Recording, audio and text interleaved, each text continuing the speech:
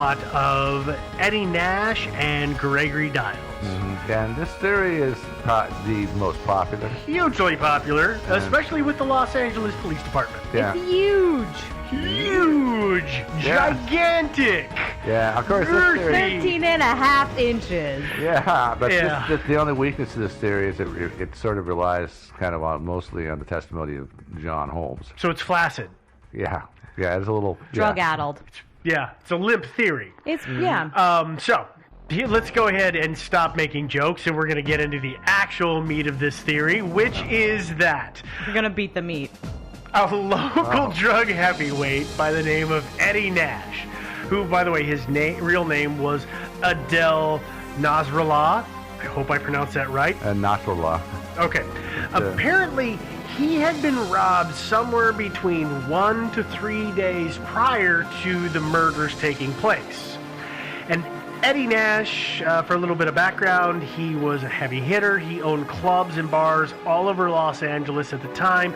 And he also sold a lot and did a lot of drugs. Yeah, he's actually an all-American success story. He came to America from Palestine and, With nothing. With nothing, and Started a hot dog cart. Yeah. And turned that into a giant empire of clubs and cocaine. I know, and he did. And he was not. He also, just like Holmes, he started doing drugs, and then he got into freebase.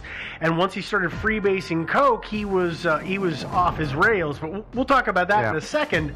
But the other player in this theory is a guy named Gregory Dials. And Dials was a 300-pound bodyguard / enforcer who knocked heads for him. And he was a big, ugly, scary guy. And he supposedly knew Kung Fu or something like that. Okay, Keanu. No, if you look at this guy, it was like, I don't see...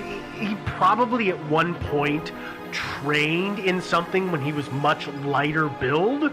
But then he got big, and he just always said, I know Kung Fu, or whatever, whichever one it was. I know Kung Fu. You know, actually, I got to say that I know some people who are into martial arts, and even if you're kind of fat, I mean... You know how to punch. You know how to kick. You still know the techniques. Yeah. You know, and you're still, so you can still do it. But he wasn't when you posing get to, just because he was a big guy. Yeah, and when you get to the 500-600 pound stage, well, then you're kind of fat and helpless. But, at 300 pounds, you can still move pretty well, I think, So, according to the... Okay, well, actually, not according to the theory. It's pretty well known.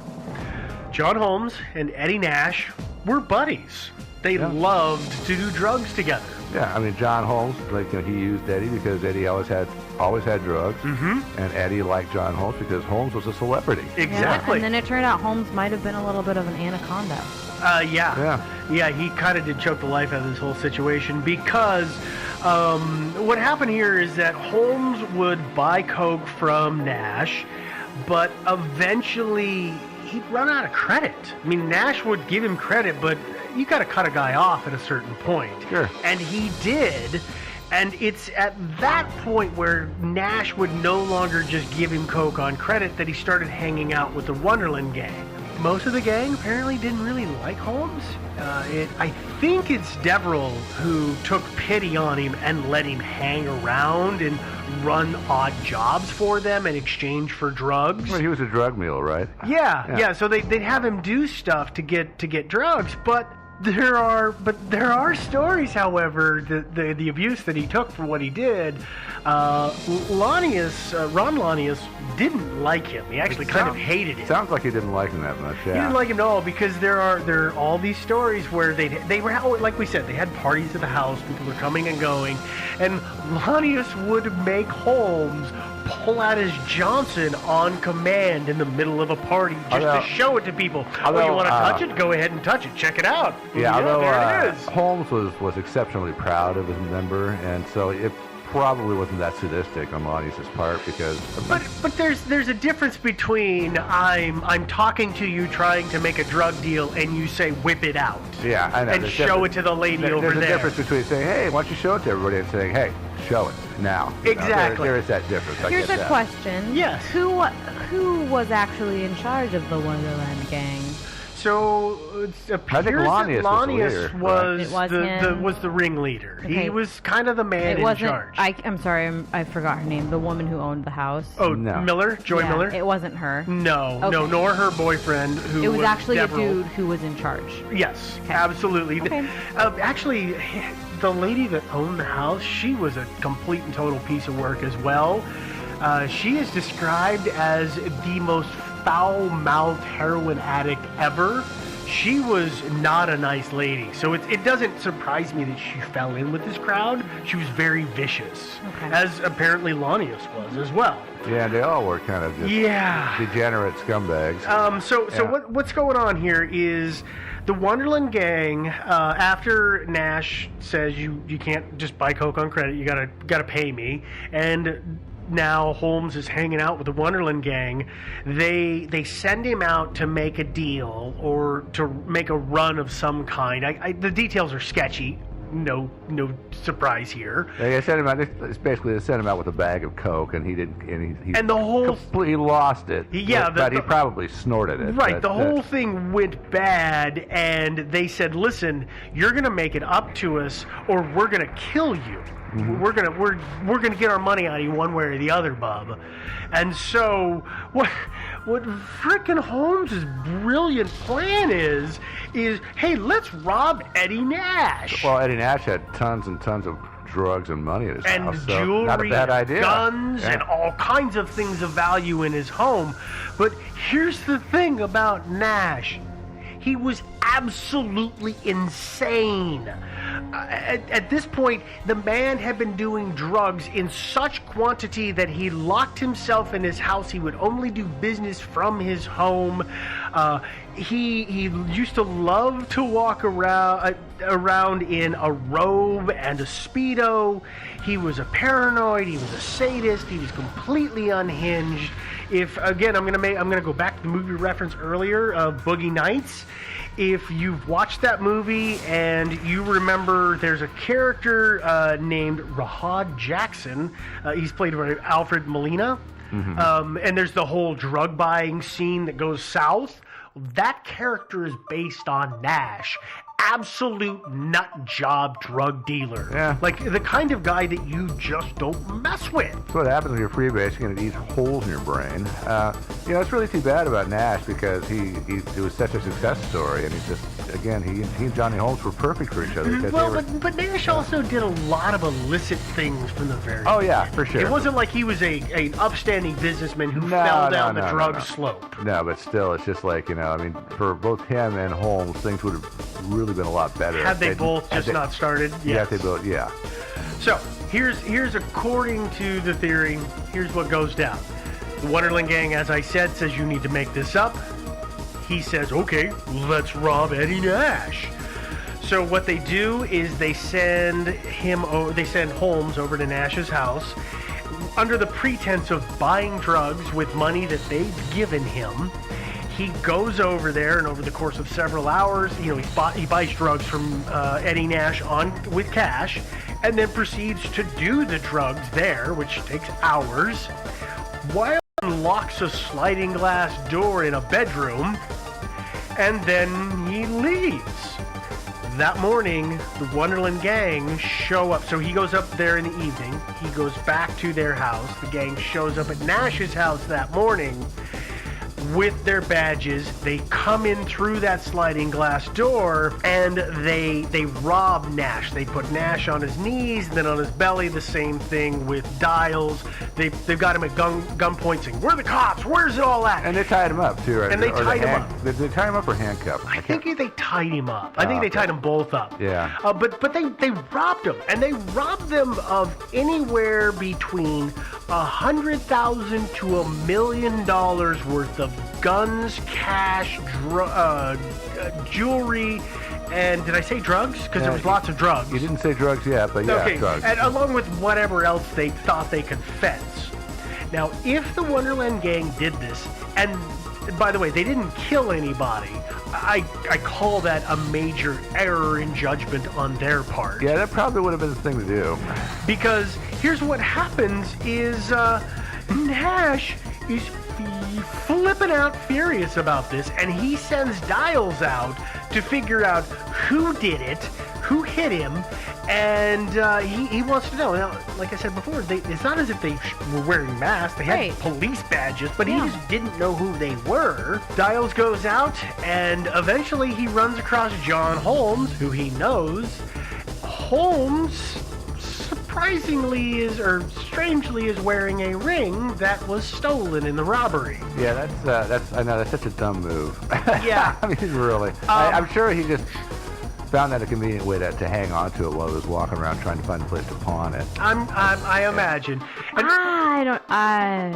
by the way, I want to again put this in here. We've talked at length about this, but this is still the theory. This is the story that is believed by the LAPD. We've been saying a lot of this as if we know it truly happened. Yeah, we don't. We don't know that any of this happened. I just realized that we were saying this with such conviction. Yeah. So, here, according to the story, then what happens is Dials clocks. I'm sure he clocked Holmes, but he grabs Holmes. They drag him back to Nash's house while Nash is screaming and threatening threatening Holmes. Dials is beating the living daylights out of him. This particular bit of the story does have support, and that support comes from a man by the name of Scott Thorson. Thorson was, you guys both know who Liberace was. Yeah. He was a very famous singer in the 70s and early 80s. And he had a lover, Scott, who was at Nash's house. And Is that the guy from behind the candelabra? Yeah. Liberace? Yeah, candelabra and all that. Yeah, I think he went back even Yeah. earlier in the 70s. But you're saying they were lovers? The Thorson and Liberace? Yeah. Are you saying Liberace was gay? Yes. He was gay? That is undeniably. Oh my Jesus. You might need to rethink your seduction tactics now, huh? It's all making sense. Joe brings a woman over and he plays Liberace and she leaves and he's like, what happened? That guy was such a player. He puts his coats on. He does the candelabra. The guy was such a great dresser, and he's always been my role model. Oh my God.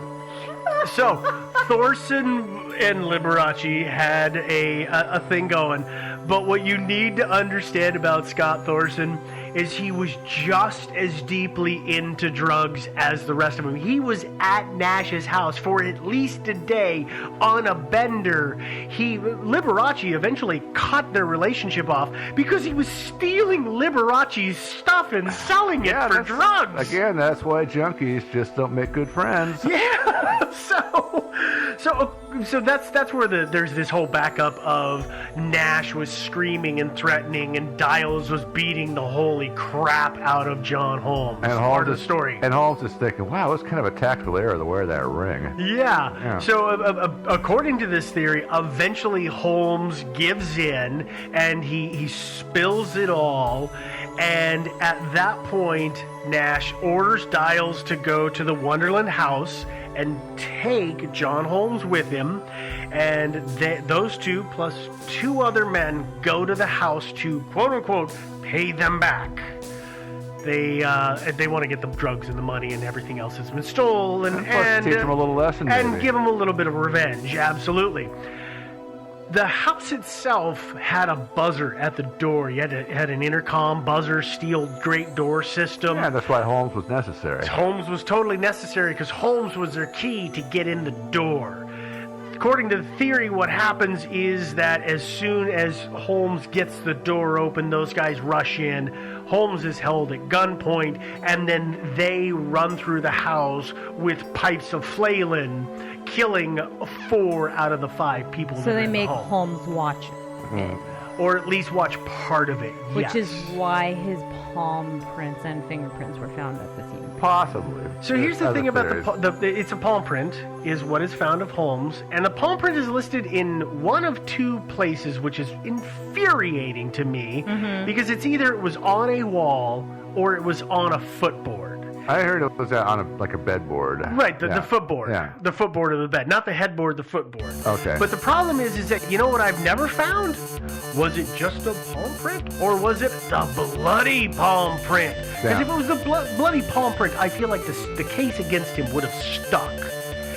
If it's a regular print, the guy was in the house on a regular basis. Exactly. But This is my problem with the LAPD's theory is that if it was a bloody handprint, how the hell did you not get your ducks a row and enough to prove that this guy was culpable? well, no, you can't really. I mean, if this guy has this story that they held him at gunpoint, which, by the way, I don't believe they did. I think that was he was there. Mm-hmm. You know, probably, maybe, but they tried to slip away or just prayed that he wouldn't get killed. But you know, there was no need to hold him at gunpoint.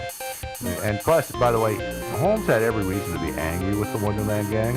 Oh, they treated him like a dog. Yeah, they did, and also he actually dreamed up this operation to rob Eddie Nash, and they got away with a pile of drugs and money and jewelry, and they hardly gave him anything. They completely ripped him off. He had reason to be angry with them. I guess I think even a bloody palm print, just to circle back here, isn't that much crazier. I mean, as we've described it and as we've maybe all watched on video, like, it was a bloodbath in there.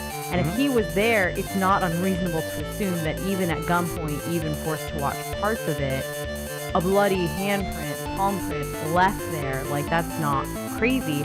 Particularly if he was held at gunpoint and they're like, all right, get up, and he, you know, puts his hand in blood and puts it on the wall to help himself get up. Or a footboard, whichever. Or whatever. Yeah. I mean, you know, that doesn't prove culpability to me. But the LAPD's case was that because he was there and the story that they had been told, he was the mastermind of the robbery against Nash, which put him in a position of being responsible for the deaths of these 4 people. Yeah. Now, let me talk about where they got some of that, because we have talked, we very briefly talked about David Lind in the beginning. Lind testified for the LAPD.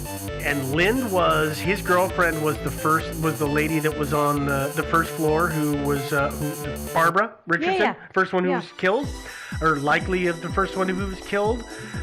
Yeah, so here's the thing about Lind. He was brought in. From memory, I want to say it was Lanius who brought him in. Lanius and he had spent time together in jail. They'd shared a cell, I think, maybe, but they knew each other from jail. He was brought in to help them expand their drug-selling empire. He was a biker, drug-selling, white supremacist guy. He was an enforcer. There was, again, words I'm trying not to say. He wasn't a nice man. He was a knee breaker, yeah. And he is, he wasn't at the house that night because he had decided to go to a bar and was drinking and then decided to take a hooker to a motel room where they did drugs together. And there's a lot of air quotes around what they did together, but drugs was probably involved in at least part of the night.